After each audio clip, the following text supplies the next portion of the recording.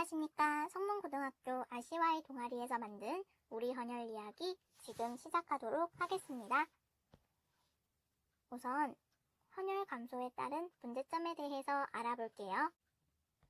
올해 2월에 혈액 수급이 어려웠다는 거 알고 계시죠? 1월에서 5월 헌혈자는 작년보다 11만 8천 명 감소했어요. 코로나 때문에 헌혈하시는 분들의 발길이 끊겨서 많이 힘들어했을 때 헌혈자가 부족하다는 소식을 듣고 헌혈에 참여해주시는 분들이 계셨어요. 그런데도 최근 혈액 수급이 부족하다는 말이 나와요. 그렇다면 도대체 왜 지속적인 헌혈이 필요할까요? 우선 헌혈자가 줄어든다는 건 받을 수 있는 혈액이 줄어든다는 뜻이에요. 받을 수 있는 혈액이 줄어드니까 희귀혈액형일수록 헌혈받기 더 어려워지겠죠? 참고로 우리가 혈액형을 물어볼 때 단순하게 물어보긴 하지만 분류 기준은 200가지가 넘어요. 헌혈자가 줄어든다는 건 최대한 혈액을 맞춰서 주기 어렵다는 뜻이기도 하죠. 더 큰 문제는 헌혈 받은 혈액은 평생 갖고 쓸 수 없다는 거예요. 굳거나 변질될 수 있기 때문에 법으로 정한 일정 기간이 지나면 폐기 처분해야 하죠. 그럼 위급한 사람들은 더 힘들어지겠죠? 그런 분들을 위해 헌혈을 하실 헌혈자님들을 위해서 헌혈 과정에 대해 알아볼게요. 헌혈에 참여하는 방법과 과정을 알아봅시다. 헌혈을 가장 쉽게 할 수 있는 방법은 대한적십자사에서 운영하고 있는 헌혈의 집에 가는 것입니다. 직접 가서 대기를 하시거나 미리 예약을 하는 형태로 헌혈을 하실 수 있습니다. 뒤에 언급될 헌혈을 하면 안 되는 사항이나 나이 제한에 범하지 않는 이상 누구나 헌혈에 참여하실 수 있습니다. 헌혈을 하기 위해서는 신분증을 반드시 지참하셔야 합니다. 여기서 신분증은 주민등록증, 여권 등 관공서 또는 공공기관이 발행한 것으로 사진과 주민등록번호가 확인 가능한 것을 말합니다. 학생이시라면 학생증 또한 가능합니다. 헌혈의 집을 가게 되시면요, 간단한 상담과 헌혈이 가능한지에 대한 검사가 시행됩니다. 이후 헌혈의 종류를 선택하셔서 헌혈을 하시고 시간은 전혈은 15분에서 25분 정도, 혈장에 대한 헌혈은 25분에서 40분 정도, 그리고 혈소판, 다종에 대한 헌혈은 50분에서 1시간 20분 정도 소요됩니다. 헌혈 후에 간단한 휴식 후 현장에서 헌혈 증서를 수령하실 수 있습니다. 추후에 헌혈 혈액 검사서도 자택으로 통보됩니다. 헌혈을 한 번 하실 경우 봉사 시간이 4시간씩 부여됩니다. 우리가 헌혈한 것이 어떻게 쓰이는지 궁금하실 수 있을 것 같습니다. 헌혈한 혈액으로 수혈이 필요한 환자에게 수혈해 새 생명을 주거나 혈액을 이용해 의약품을 만들기도 합니다. 먼저 혈액 검사를 거쳐 안전하다고 판정된 혈액은 성분 제제별로 적정 온도를 유지하여 냉장 또는 냉동 보관됩니다. 수혈용 혈액은 의료기관이 혈액 공급을 요청할 경우 공급되어 수혈자 간의 교차 시험이 이루어진 후 수혈이 실시됩니다. 의약품 제조용 혈액은 혈장분해센터와 혈액원에서 혈장분해 제제 공급을 하고 혈장분해센터에서 지액해서로 공급해주어 사용됩니다. 이제 헌혈 시 주의사항에 대해 바로 이어 알아보도록 하겠습니다. 네, 그럼 이번에는 헌혈 시 주의사항에 관하여 알려드리도록 하겠습니다. 먼저 헌혈을 하기 전 자신이 헌혈의 기본적인 자격 조건에 맞는지 확인을 하여야 하는데요. 우선 나이의 경우 만 16세 이상, 만 69세 이하여야 하고 체중의 경우에는 남자 50kg 이상, 여자 45kg 이상이어야 합니다. 건강진단은 혈압 수축기 90에서 179, 유황기 100 미만이어야 하며 체온은 37.5도 이하여야 합니다. 헌혈 간격은 전혈 헌혈의 경우에는 2개월이 경과하여야 하고 혈소판 혈장 성분 헌혈의 경우에는 14일이 경과하여야 합니다. 만약 헌혈의 기본적인 자격 조건에 대해 더 알고 싶으시다면 대한적십자사 홈페이지에 들어가시면 확인하실 수 있습니다. 자격 조건과 더불어 헌혈을 하기 전 꼭 확인해야 할 것들이 있습니다. 우선 최근 1개월 내에 해외여행을 다녀왔던 경험이 있을 경우 헌혈이 불가능하고요. 아스피린, 여드름 치료제 등의 약물을 복용 중인 경우, 예방접종 후 충분한 시간이 경과하지 않은 경우에는 헌혈이 불가능합니다. 특히 여성의 경우 월경과 다이어트 등으로 혈구 수치가 낮아 헌혈이 불가능한 때가 많으므로 건강에 유의하여야 합니다. 실명 인증과 본인 인증이 가능한 신분증을 지참하여야 헌혈이 이루어질 수 있습니다. 다음으로 헌혈 시, 헌혈 후 주의사항에 대해 알려드리도록 하겠습니다. 먼저 헌혈 시 다리를 발목 근처에서 꼬고 다리 근육에 힘을 주는 운동을 해서 헌혈 후 발생할 수 있는 저혈압을 예방하도록 하여야 합니다. 헌혈이 끝난 후 헌혈 부위를 10분간 누르고 헌혈 부위 반창고를 4시간 이상 붙여두어야 합니다. 헌혈 후에는 평상시보다 3컵에서 4컵의 물을 더 섭취하시고 당일 음주와 흡연, 과격한 운동을 삼가하도록 하여야 합니다. 사우나, 찜질, 목욕 등은 수분 손실이 많으므로 피해야 합니다. 이상으로 헌혈 시 주의사항에 대해 알아보았습니다. 네, 그럼 다음으로 헌혈과 관계가 깊으신 3분의 인터뷰를 알아보도록 하겠습니다.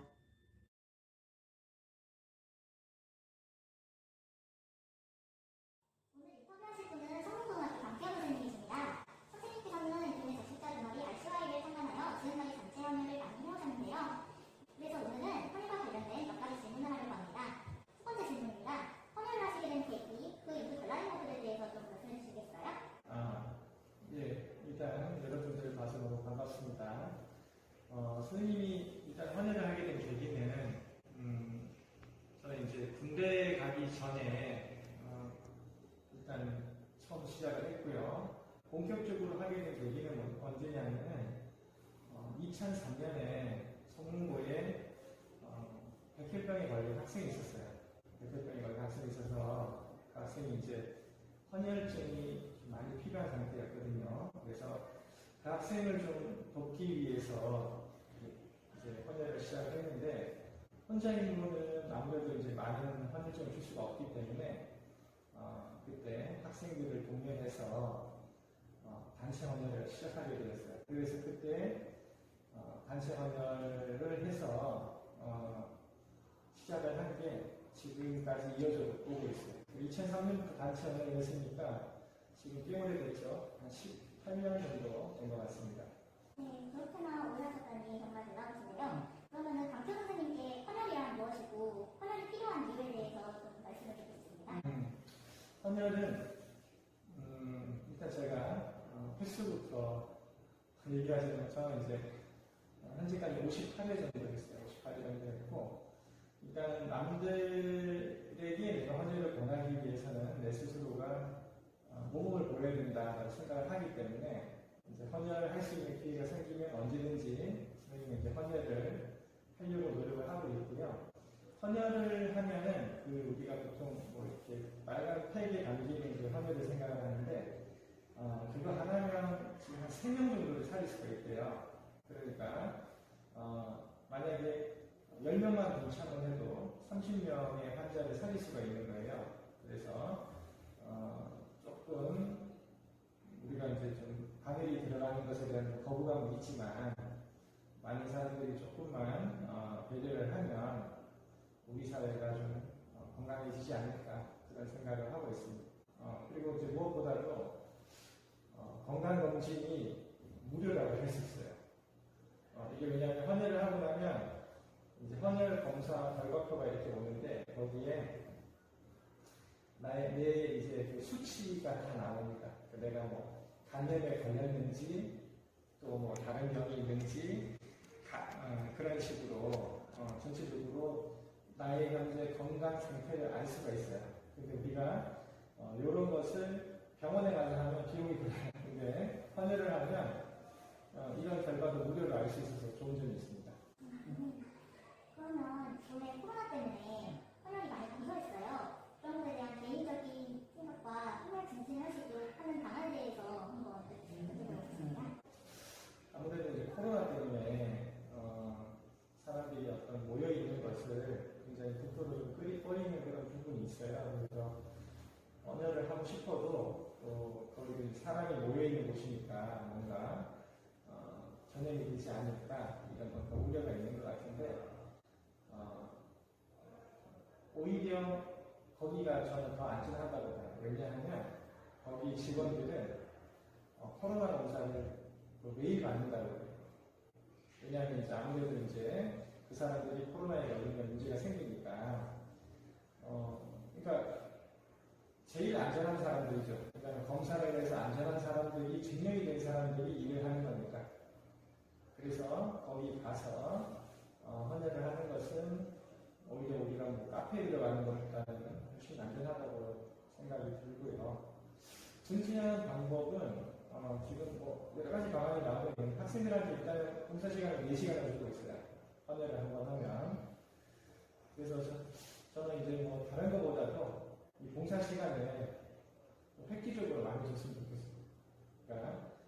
40시간을 주는 거예요. 헌혈을 한번 하면. 그러면 고등학생들 지금 봉사 시간을 좀 취직하기가 어려우니까 헌혈 한번 하면 40시간 준다 그러면 글쎄요, 좀 많은 학생들이 동참하지 않을까 이런 생각이 듭니다. 네, 반갑습니다. 이번에는 번개 헌혈의 집에서 근무하고 계신 이 간호사님이 인터뷰를 받아보도록 하겠습니다. 먼저 헌혈로 받은 혈액이 어떤 과정을 통해 환자분들께 전달되는지 알려보고 싶습니다. 네, 우리가 여기 헌혈의 집에서 채혈된 혈액은 혈액 검사를 거쳐갖고 안전하다고 생각되는 혈액은 성분 제재별로 해갖고 적정 온도를 유지해 냉장 보관을 했다가 병원에서 요청이 있으면 혈액원이 직접 의료기관에 공급을 하는 경우도 있고요. 병원에서 의료기관에서 혈액원을 방문해갖고 혈액을 공급받는 경우도 있거든요.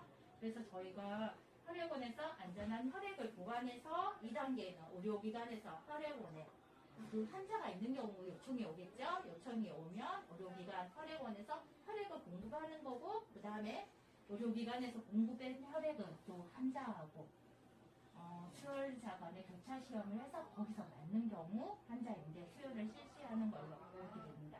그럼 다음으로 헌혈의 중요성과 헌혈이 사회적으로 어떤 도움이 되는지 알아보고 싶습니다. 저희가 혈액은 아직 인공적으로 만들어지거나 대체되지는 않아요. 그래서 환자의 위협, 건강과 생명을 위협받는 사람들을 위해 갖고 건강한 사람들이 자발적으로 헌혈에 참여해 갖고 자신의 혈액을 기증한 사람의 사랑의 실천이나 생명을 나누는 고귀한 행동이기 때문에 헌혈을 할 수 있도록 헌혈의 집을 만들거나 그다음에 단체 헌혈에서 주로 헌혈이 이루어지는 거니까. 근데 올해 같은 코로나 때문에 단체 헌혈이 학교나 대학에서 일정적인 수업이 진행되지 않으니까 헌혈이 안 됐잖아요. 그래서 지금 우리는 헌혈의 집에서 개인적으로 찾아오는 분들을 헌혈을 지금 많이 활성화하고 오늘같이 이렇게 이벤트 한다고 안내 문자를 보내면 헌혈 참여율이 굉장히 높아지고 있어요. 그렇군요. 그럼 최근 코로나와 더불어서 위생 건강상의 문제로 헌혈을 꺼려하시는 분들이 계시는데 이에 대해 어떻게 생각하는지 알려주세요. 저희가 지금 한 달에 한 번씩 정기적인 소독을 전체적으로 하고, 그다음에 하루에 2번씩 여기 소독을 헌혈 장소를 소독하면서 들어오시는 분 헌혈자도 병력이라든가 코로나 관련되는 거 여기 전산에서도 조회가 되거든요. 걸리신 분들은 일정 기간 동안 헌혈이 안 되는 거고 안전하게 소독이랑 헌혈자 개인 위생 관리 이런 거 철저히 하면서 하기 때문에 지금 여기에서는 그런 코로나 관련되는 사건이 없었습니다. 그렇군요. 네. 마지막으로 더욱더 활발한 헌혈이 이루어지기 위해 어떤 활동이 이루어져야 할지 개인적인 의견을 알려주세요.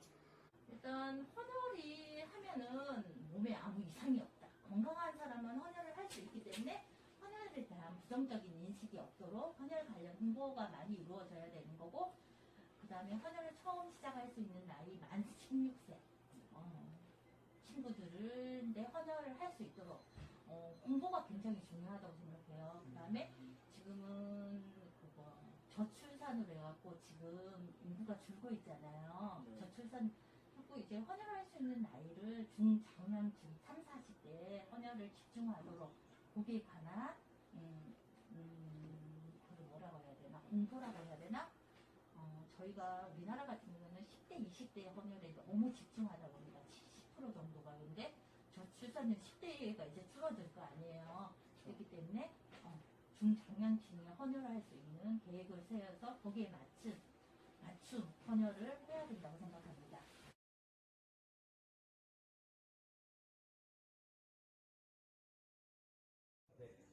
인터뷰하신 분은 대일대학교에서 사회복지학과 교수님이 계는 배장석 교수님입니다. 네, 먼저 사회복지학과 교수님이신 만큼 사회복지학과 헌혈이 무슨 관계인지 먼저 여쭤보겠습니다. 일단은 이제 사회복지라는 게 뭔지부터 조금 설명을 드려야 될 것 같은데, 이제 사회는 이제 우리가 말하는 이제 알고 있는 이제 보면 알고 있는 복지, 그걸 이제 이해해 주셔야 되는데, 복지는 이제 영어로 웰페어예요. 웰페어라는 건 이제 한마디로 행복, 안녕 이런 뜻입니다. 그리고 이제 복지라는 의미에 이제 좀 풀어서 좀 얘기를 하자면 건강하고 행복한 약간 안녕한 상태를 얘기하는 거예요. 그래서 헌혈하고 사회복지하고 무슨 관계가 있냐? 일단은 건강하고 먼저 관련이 있고, 그리고 이제 헌혈이라는 게 결국은 이제 혈액인데, 이게 생명에 아주 중요한 요소잖아요. 그래서 그 생명에 중요한 요소의 그런 부분들이 이제 사회복지 입장에서는 그 기본적인 행복의 조건은 일단 생명이 유지가 되고 안녕한 상태가 돼야 되는 기본이고, 그 다음에 이제 행복이 되잖아요. 그래서 가장 기본적인 기초적인 부분이 이제 헌혈하고 사회복지하고 관련이 되어 있고, 그리고 이제 헌혈은 특히 대체가 안 되는 이제 우리 인체의 어떤 그 장기라든가 조직이거든요. 그래서 그 롤이 굉장히 좀 중요하다고 생각합니다.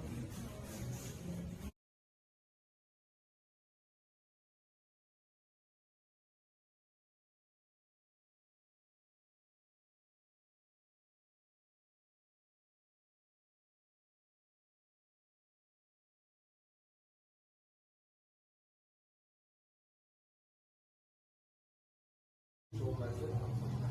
마지막 질문은 교수님의 헌혈 정신에 위한 개인적인 의견은 어떠한지 여쭤보고 싶습니다. 아까 말씀드린 대로 이제 헌혈은 5가지 유형이 있다고 그랬는데, 첫 번째로 자원봉사형 같은 경우는 이미 헌혈을 하게 되면 4시간 자원봉사 인증 하는 제도가 있어요. 근데 이거를 이제 뭐 나는 열심히 그렇게 하지만 다른 사람에게도 헌혈을 추천했을 경우에 그것도 뭐 2시간 정도 그래도 이렇게 인증을 해줄 수 있는 그런 제도가 있다면 좀 더 많이 활성화되지 않을까. 그렇게 하는 방법도 좀 좋을 것 같고, 이제 두 번째 그 여가형 같은 경우는 저 같은 여가 전문가들이 이제 헌혈도 굉장히 좋은 여가 중에 하나다라고 이제 홍보하고 알리면서 헌혈도 여가일 수 있구나라는 어떤 인식 변화 지금 하는 게 좋을 것 같고요. 그다음에 이제 건강 때문에 하는 사람들에게는 이제 간염이라든가 어떤 좀 그 예민한 어떤 그런 질병 테스트를 이제 만약에 원하는 경우에 옵션으로 건강 때문에 헌혈하는 사람들은 뭐 간염 테스트를 좀 추가했으면 좋겠습니다. 뭐 이런 식으로 해서 그런 것들이 있다면 정기적으로 건강 때문에 헌혈받는 사람들은 많이 하지 않나 생각이